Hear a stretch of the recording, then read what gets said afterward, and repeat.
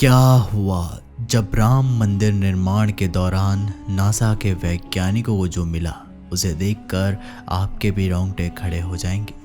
अपने सनातनी होने पर आपको बहुत गर्व महसूस होगा। राम मंदिर में भगवान श्री राम की प्राण प्रतिष्ठा की तारीख अब तय हो चुकी है और कई सालों के संघर्षों के बाद अब वो दिन आ चुका है जहां राम मंदिर के दरवाजे भक्तों के लिए खोल दिए जाएंगे। 22 जनवरी 2024 को भगवान श्री राम की मूर्ति की प्राण प्रतिष्ठा होगी, लेकिन मंदिर निर्माण के दौरान कई ऐसे चमत्कार हुए जिसे देखकर कई लोग हैरान हुए हैं। यहाँ तक कि नासा के वैज्ञानिक भी ऐसे चमत्कार को देखकर हैरत अंगेज रह गए। आज की वीडियो में राम मंदिर के वो रहस्य हम आपको बताएंगे, साथ ही साथ जो चमत्कार मंदिर निर्माण के दौरान हुए उन्हें जानकर आपको भी अपने सनातनी होने पर बड़ा गर्व होने वाला है। वीडियो को अंत तक जरूर देखिएगा, लेकिन सबसे पहले प्रभु श्री राम के सच्चे भक्त एक सच्चे सनातनी इस वीडियो को लाइक करके कमेंट बॉक्स में जय श्री राम जरूर लिखिएगा। उस समय राम मंदिर के निर्माण कार्य के लिए 1200 खंभों का आर्किटेक्चर तैयार किया गया। अमेरिका से विशिष्ट वैज्ञानिकों को बुलाया गया ताकि वो अपनी देखरेख में होने वाली कमियों को दूर करें और राम मंदिर की भव्यता को और ज़्यादा निखार सके।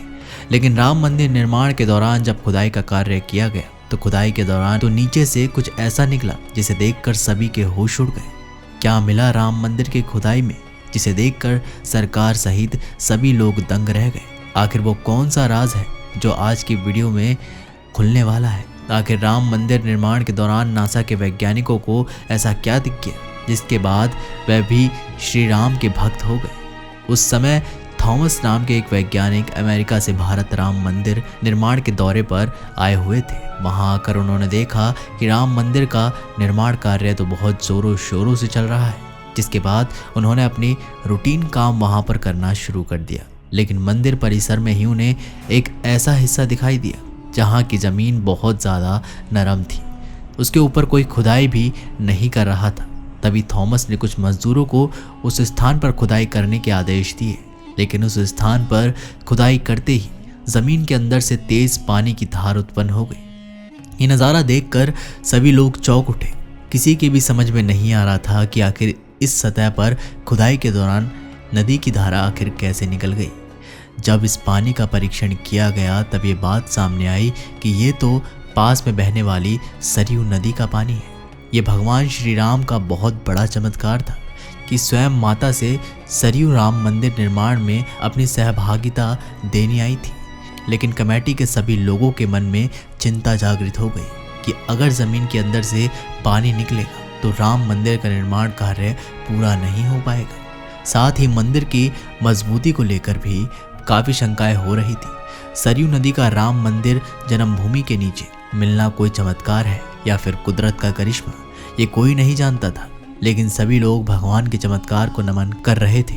आखिर में जब किसी को कोई रास्ता नहीं दिखाई दिया तो सभी लोग मिलकर एक साथ भगवान श्री राम से प्रार्थना करने लगे, क्योंकि अगर ये पानी की धारा सही समय पर बंद नहीं होगी तो राम मंदिर का निर्माण कार्य आगे नहीं बढ़ पाएगा। अगले दिन चमत्कार कुछ ऐसा हुआ कि जब निर्माण कार्य पुनः शुरू हुआ तो अपने आप ही सरयू नदी का ये धारा बंद हो गई, जिसके बाद पुनः जोरों शोरों से राम मंदिर का निर्माण कार्य शुरू हो गया।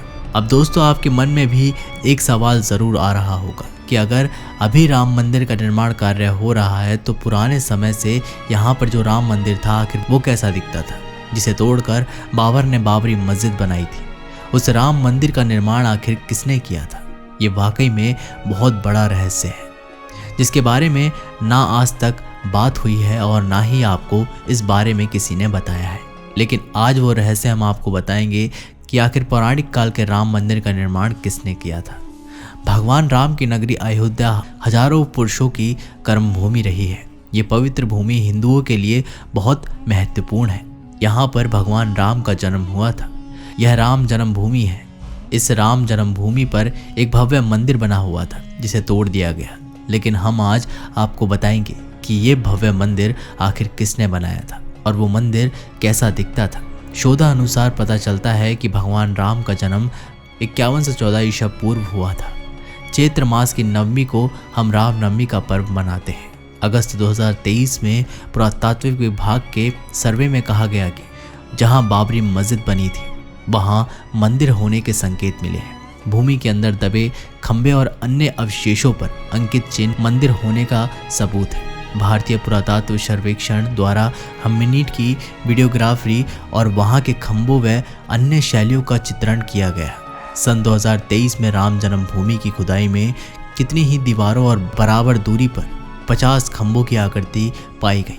उसी स्थान पर एक शिव मंदिर भी दिखाई दिया, जो ये पक्का सबूत था कि सच में बाबर ने राम मंदिर को तोड़कर यहाँ पर बाबरी मस्जिद का निर्माण किया था।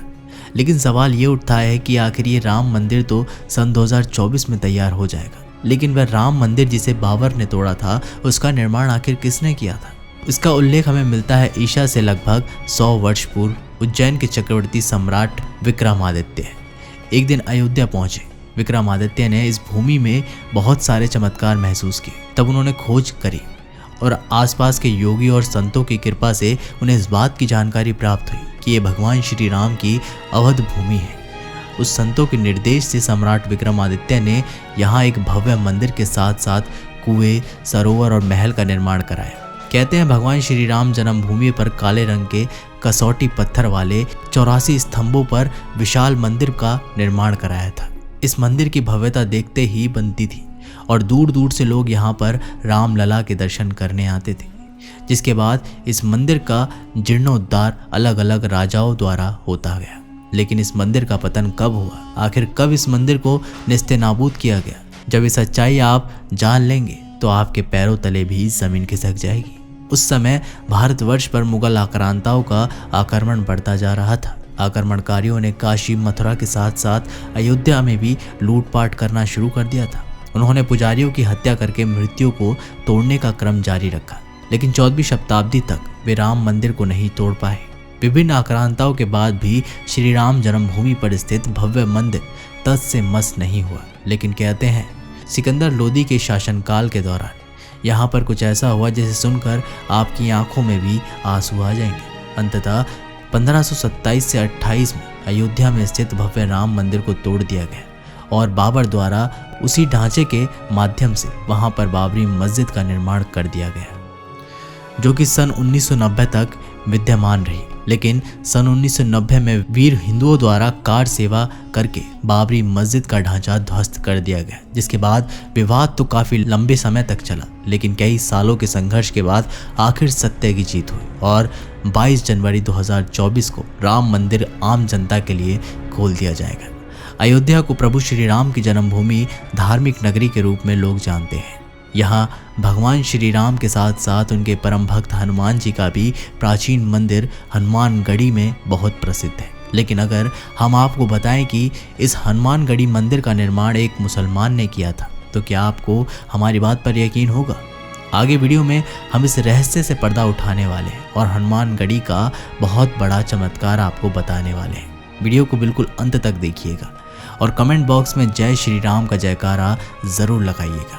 इस मंदिर को लेकर कहा जाता है कि ये भारत के सबसे प्राचीन मंदिरों में से एक है। ये मंदिर अयोध्या के सरयू नदी के दाईं ओर एक टीले पर स्थित है। मंदिर तक पहुंचने के लिए 70 से भी ज़्यादा सीढ़ियां चढ़नी पड़ती है। ये मंदिर गुफानुमा है और इसे हनुमान जी की लगभग 6 इंच की मूर्ति है। भगवान हनुमान जी के इस मंदिर के पीछे एक बहुत बड़ा रोचक चमत्कार है, जिससे आपको पता चलेगा आखिर एक मुसलमान ने इस मंदिर का निर्माण क्यों कराया। दरअसल सुल्तान मंसूर अली लखनऊ का प्रशासक था।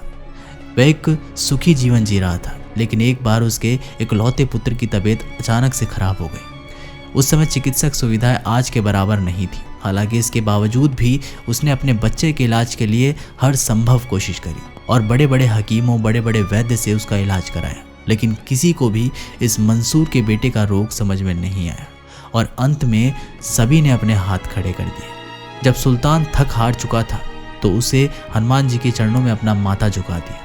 अंत में जब उसके पास कोई चारा नहीं बचा तो उसने हनुमान जी के सामने अपने बच्चे को स्वस्थ करने की गुहार लगाई।